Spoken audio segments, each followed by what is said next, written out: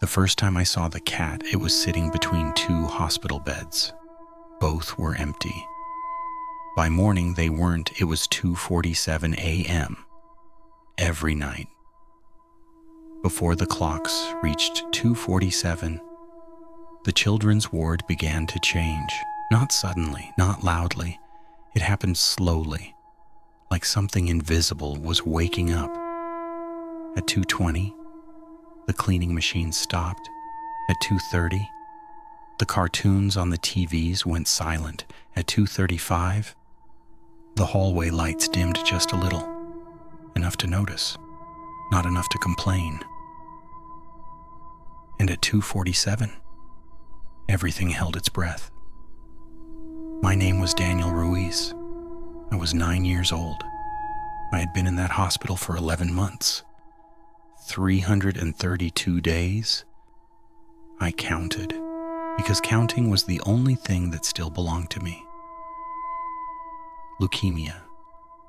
That was the word they whispered. Never shouted, never explained. Just passed between doctors like a secret. My room was number 12, third floor, right next to the nurses' station. They said it was safer there, closer to help, closer to hope.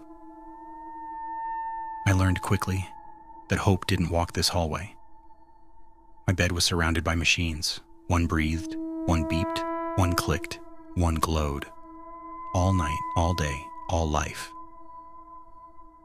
During the mornings, we tried to be normal. We painted, we played cards, we watched old movies.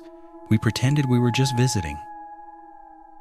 Tommy was in room 10. He was 7. He loved rockets. He taped drawings of planets above his bed. He said he would visit Mars when he got better. Lily was in room 13. She was 8. She loved horses. She made paper stables for imaginary ones. She named all of them. Marcus was in room 14.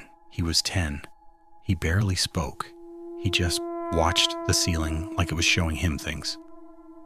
And then there was me, room 12, middle of everything, middle of dying.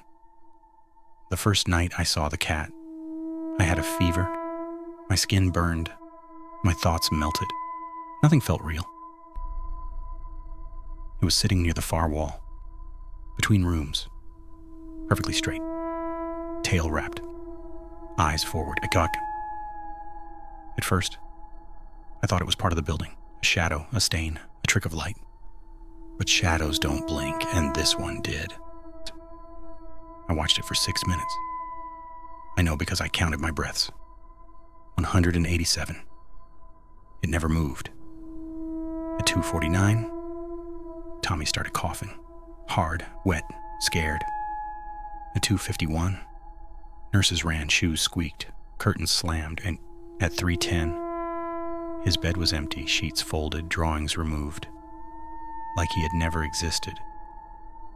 After that night, I started waking early, before the clock, before the change. I waited for it every night. Sometimes it chose Lily, sometimes Marcus, sometimes kids I didn't even know. Always quiet ones, always tired ones, always the ones who stopped asking when they could go home. Lily tried to touch it once. Her fingers passed through. No fur, no warmth, just cold, like touching winter. She cried for hours. 2 days later, her mother screamed in the hallway. The nurses began avoiding us. Shift changes, different faces, different names. They knew. They just couldn't say it. I told my mom. She held my hand too tight. She started praying at night, even though she never believed before. One night, the cat turned its head, slow, precise, mechanical, toward me. Its eyes weren't eyes. They were empty rooms. Nothing inside, nothing reflected. My heart began racing. Monitors screamed. Lights flashed. Hands grabbed me. I survived. barely. After Marcus died, they moved me. New building, new city, new doctors. Fresh start. They promised. 3 weeks later, 2:47 a.m. Same silence, same pressure, same cold. At the end of the hallway, he was waiting. Now, I don't sleep. I count. Minutes, beats, names. Because somewhere, right now, in some clean white room, a black cat is sitting, watching a wall, learning who's next.